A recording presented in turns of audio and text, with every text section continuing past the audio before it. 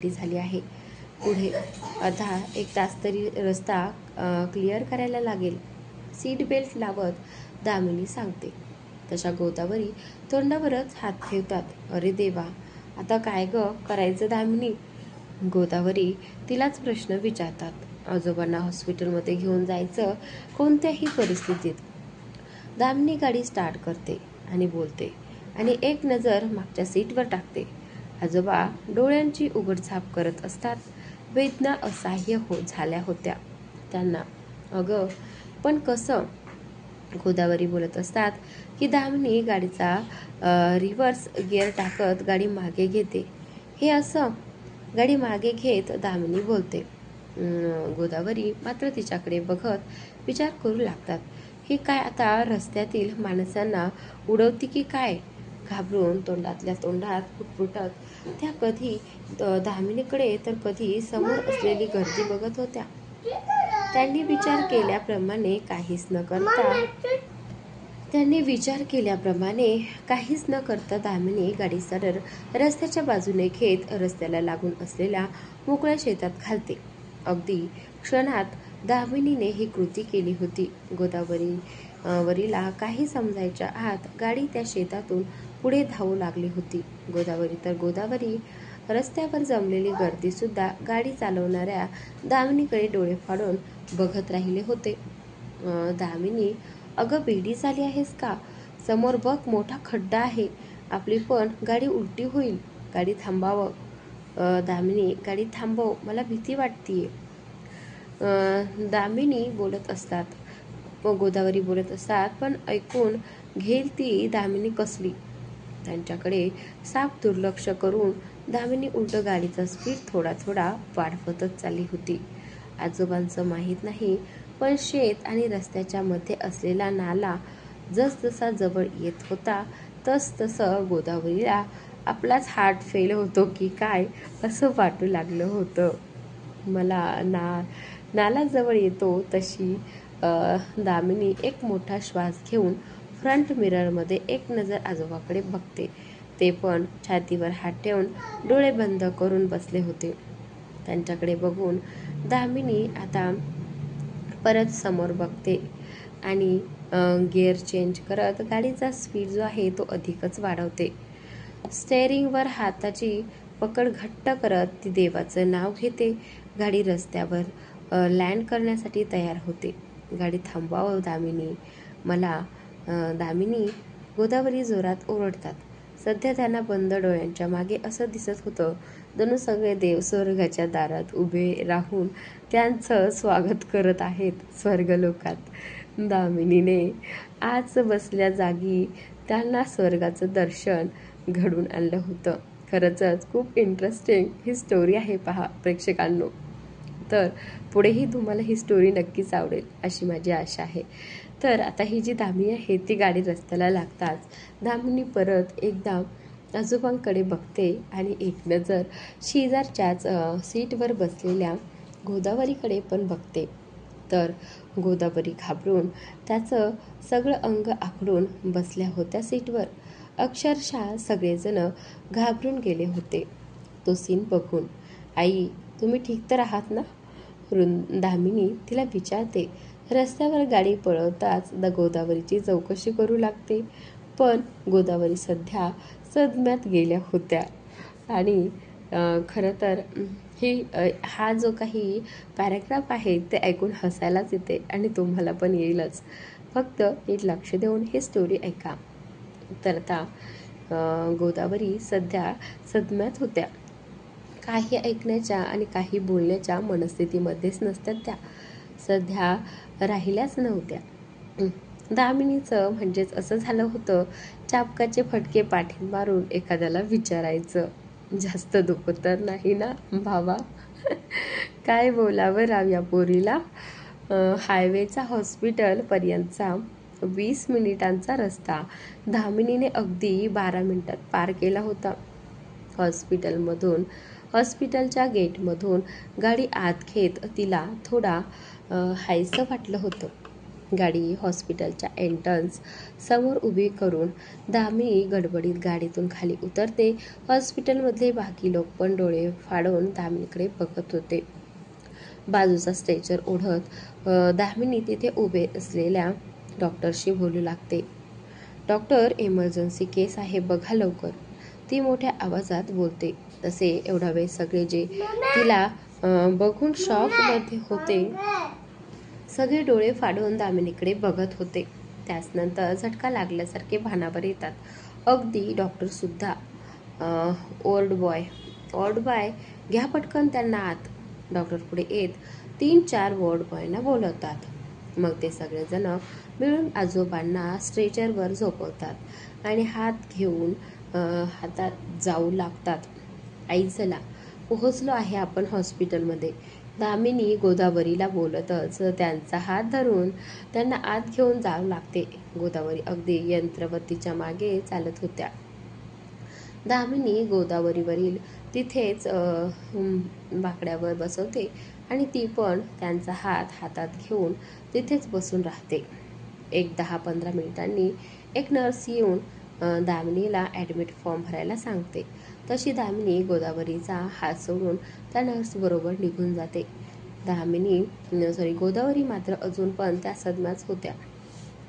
Doctor दामिनीशी बोलतच आजोबांना check करायला आत निघून जातात की त्यांचं लक्ष गोदावरीकडे जातं. सगळ्या दुनियेचं दुःख हिच्याच नशिबी दिलं आहे असं वाटतच होतं तिच्याकडे बघून. या, तुमच्याबरोबर आहेत का? डॉक्टर गोदावरीकडे बोट दाखवत बोलतात. तशी दामिनी पण गोदावरीकडे बघते. हो, माझ्याबरोबरच आहेत त्या. का? काय झालं? डॉक्टर असे का विचारत आहेत हे तिला समजत नाही, म्हणून ती डॉक्टरांना विचारते. या पण पेशंट आहेत का? आजारी वाटत आहेत बघून, डॉक्टर बोलतात. तशा गोदावरी पण डॉक्टर आणि दामिनीकडे बघू लागतात. भीती अजून पण त्यांच्या चेहऱ्यावर दिसून येत होती. दामिनी तर कसं वाटत डॉक्टरचं बोलणं ऐकून तिच्यामुळे किती भीती बसली होती गोदावरीच्या मनात. बापरे, नाही, पेशंट एकच आहेत, ते आतमध्ये आहेत. त्या थोडं घाबरल्यामुळे तशा दिसत असतील. तुम्ही प्लीज आजोबांची ट्रीटमेंट चालू करा ना, प्लीज. दामिनी डॉक्टरशी बोलतच हात जोडते. वेळेवर हॉस्पिटलमध्ये पोहोचल्यावर आजोबांवर अगदी वेळेवर उपचार चालू झाले होते. दामिनी जसं काय घडलं हे सांगत असते तसं तिचं बोलणं ऐकून अनिलच्या चेहऱ्यावरचे एक्सप्रेशन बदलत होते. त्याला स्वतःला पण विश्वास ठेवणं जड होतं की दामिनी मोठी गाडी चालवू शकते. शशिकांत आणि काका पण हैराण झाले होते सगळी हकीकत ऐकून. तर त्याचनंतर तू गाडी चालवायला कधी शिकली आणि घरात कोणाला सांगितलं का नाही तुम्ही दोघांनी की दामिनीला गाडी चालवता येते? शशिकांत अनिलकडे बघत बोलतात. तो जो एकटक दामिनीकडे बघत असतो. धक्काच असा दिला होता दामिनीने. सगळ्या गोष्टींचा विसर पडला होता त्याला त्यावेळी. पण वडिलांच्या मोठ्या आजाराने तो भानावर येतो. मला माहीत असतं तर नक्की सांगितलं असतं बाबा की हिला खूप छान गाडी चालवता येते. इथे मलाच आज कळते की हिला बोलताच अनिल चूप होतो. तशी दामिनी त्याच्याकडे इवलंसं तोंड करून बघू लागते. किती भोळी दिसती ही चेहऱ्याने. पण कुणी म्हणेल का की ही बाई एवढी मोठी कामगारी सहज करू शकते? दामिनीकडे बघत अनिल स्वतःशीच मनात विचार करत असतो. काकांचा आवाज कानावर पडतो.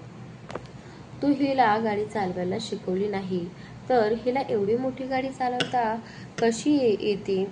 दामिनी, खरं सांग, तुला गाडी चालवायला कशी आणि कधीपासून येते? शेवटी काका न राहून तिला प्रश्न विचारतात. तशी दामिनी काकांकडे बघते आणि बोलू लागते.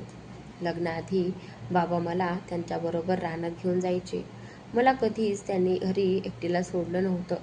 एक तर शाळा नाही तर स्वतःबरोबर घेऊन जायचे जिथे जातील तिथे. त्याच्यामुळे ते जेव्हा रानात ट्रॅक्टर चालवायचे ते मी बघायची. एक दिवस मीच बोलले त्यांना की मला ट्रॅक्टर चालवायला शिकायचं आहे. मग त्यांनी शिकवलं मला. ट्रॅक्टर चालवायला यायला लागलं की मी पिकअप पण चालवायला शिकले.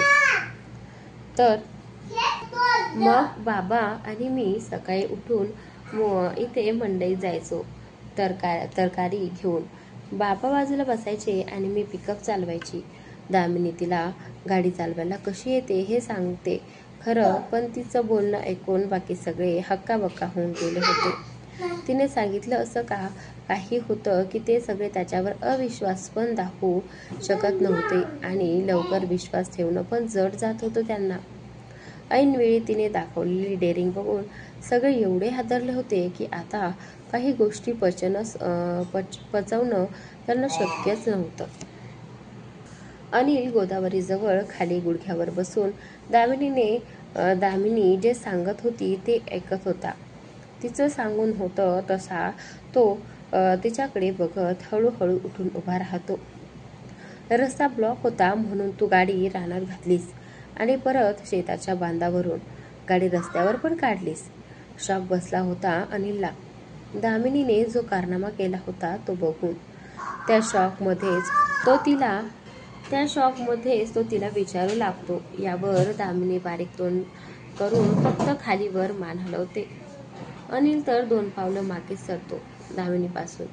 ही त्याचीच दामिनी होती ना, भित्री, मुळू त्याच्यासाठी रडणारी, तर तिच्या संसारासाठी नेहमीच सगळ्यांसमोर नमतं घेणारी, गोदावरीने तिला दिलेला त्रास मुकाट्याने सहन करणारी. एवढी धाडसी होती का त्याची दामिनी? खुश व्हावं की रडावं या गोष्टीवर हे समजत नव्हतं त्याला. त्या दिनकर बापूंच्या शेतात गाडी घातली हिने. अक्षरशः जीव मुठीत घेऊन बसली होती मी तिच्या शेजारी. गोदावरी तो क्षण आठवून आता रडकुंडीला आल्या होत्या. Sorry I. दामिनी हळू आवाजात परत गोदावरी तो क्षण आठवून रडकुंडीला आल्या होत्या. Sorry I. ची अवस्था अशी बघवत नाही.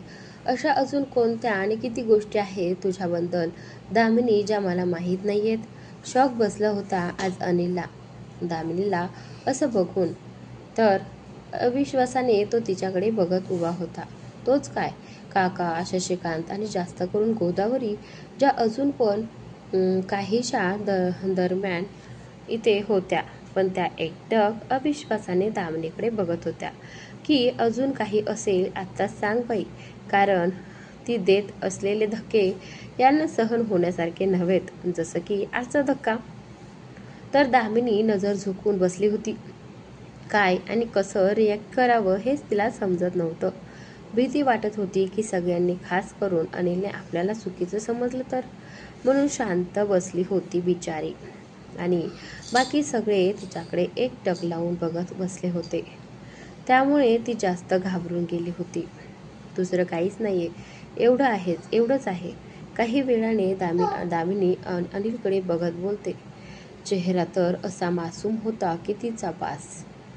कितीच निरागस, कितीच भोळं ग ते पाखरू अनिलचं. आता पण अनिल तिच्या या निरागस भोळ्या स्वभावावर भाळला होता. हाय, जादूगरणी होती दामिनी. अशी काही जादू करायची ती अनिलवर की बिचारा पुरता घायाळ व्हायचा. तिच्या एका नजरेत खतम. आज परत स्वतःचं हृदय हरवून बसले होते सरपंच त्यांच्या बायकोवर. तुला गाडी चालवता येते हे तू आजपर्यंत आम्हाला कोणाला का सांगितलं नाही? मग एवढ्या दिवसात पसरलेली भयान शांतता मोडत काका दामिनीला त्यांच्या मनातला प्रश्न विचारतात. हाच प्रश्न अनिल आणि शशिकांत यांच्या चेहऱ्यावर पण दिसून येत होता. सगळे परत एकदा एकटक दामिनीकडे बघू लागले होते. कधी विषयच निघाला नाही आणि यात सांगण्यासारखं काय आहे एवढं? म्हणून मग नव्हतं सांगितलं कोणाला. ही गोष्ट फक्त बाबांनाच माहीत आहे की मला चांगली गाडी चालवता येते. बाकी कोणालाच माहीत नाहीये, आईला सुद्धा नाही. दामिनी बोलते आणि परत खाली मान घालून बसते. तिला असं वाटत असतं की आता घरात कोणाला आवडणार नाही ही गोष्ट की तिला गाडी चालवता येते. एकतर अनिल पण काहीही बोलत नव्हता. एकटक ठोंब्यासारखा फक्त तिच्याकडे बघत होता. काय करणार बिचारी ती तरी घाबरून गेली होती. साध्या दामिनी, तू आज आम्हाला आनंदाचा एवढा गोड धक्का दिला आहेस ना, की काय बोलू. तू खरंच भारी आहेस. आम्हाला कधी वाटलं नव्हतं की आमची दारुणी एवढी धाडसी असेल. शाब्बास बाळा, खूप खूप अभिमान वाटतो आम्हाला सगळ्यांना तुझा. वेळ प्रसंगी तू घाबरून न जाता जे डोकं लावलं आहेस ना, त्यासाठी खरंच तुझं करावं तेवढं कौतुक कमीच आहे. शशिकांत दामिनीजवळ जात तिच्या डोक्यावरून हात फिरवत बोलतात. त्यांचे शब्द कानावर पडतात. दामिनी पटकन त्यांच्याकडे बघते तर खूप मोठं हसू पसरलेलं होतं त्यांच्या चेहऱ्यावर. तशी दामिनी एक नजर काका आणि गोदावरीकडे पण बघते तर त्यांच्या पण चेहऱ्यावर तिच्यासाठी भरभरून कौतुक दिसून येत होतं. खरंच कौतुक करावं तेवढं कमीच आहे माझ्या सुनेचं. आता तर गोदावरी पण दामिनीला जवळ घेतात. तशी दामिनी लगेच त्यांच्या मिठीत शिरते तर त्यांच्या मिठीत राहूनच ती अनिलकडे बघते तर तो पण चेहऱ्यावर हसू ठेवून कौतुकाने तिच्याकडे बघत असतो. त्यांच्या नजरेने खेळ चालू असतात की डॉक्टरचा आवाज येतो त्यांच्या कानावर पडतो. यादव, तुमच्या पेशंटची कंडिशन आता स्टेबल आहे. तुम्ही हवं तर त्यांना भेटू शकता. डॉक्टर बोलून निघून जातात. तसं हे सगळे पण एक एक करून आजोबांना ठेवलं आहे त्या रूममध्ये जातात. अनिल, शशिकांत आणि काका आजोबांच्या बेडजवळ जास्त उभे राहतात. आजोबा. अनिल त्यांना आवाज देतो तसे आजोबा हळूच त्यांचे डोळे उघडून सगळ्यांकडे बघू लागतात. तर वाटतं ना आता? बरं वाटतं ना आता? काही त्रास होत असेल अजून पण तर सांगा. अनिल त्यांच्या शेजारी बसत त्यांच्या तब्येतीची चौकशी करू लागतो. पण आजोबा मात्र अजून पण दरवाजाकडेच बघत होते. शेजारी बसलेल्या अनिलकडे तर त्यांचं लक्षच गेलं नव्हतं. दामिनी कुठे आहे? शेवटी आजोबांच्या तोंडातून शब्द फुटतात. त्यांना प्रकर्षाने दामिनीला समोर बघायची इच्छा झाली होती पण ती आतमध्ये आलीच नव्हती. ती तर गोदावरी बरोबर बाहेरच थांबली होती. ती बाहेर आहे. 1 मिनिट, मी बोलवून आणतो तिला, असं म्हणत काका दामिनीला बोलवायला निघून जातात. दुसऱ्याच मिनिटात दामिनी रूमचा दरवाजा उघडून आत येते. तिच्या मागे गोदावरी आणि काका पण येतात. 2 पावलं पुढे येत दामिनी जागेवरच उभी राहते. दुसरं कोणी काही बोलत नाही. पण आता आजोबा आपल्याला ओरडणार असं वाटून जातं तिला. ती तशीच जागेवर उभी राहून त्यांच्याकडे बघू लागते. तर आजोबा दामिनीला काय बोलतील हे पाहणं रंजक ठरणार आहे. तर त्यासाठी असेच नवनवीन अपडेट पाहत राहा.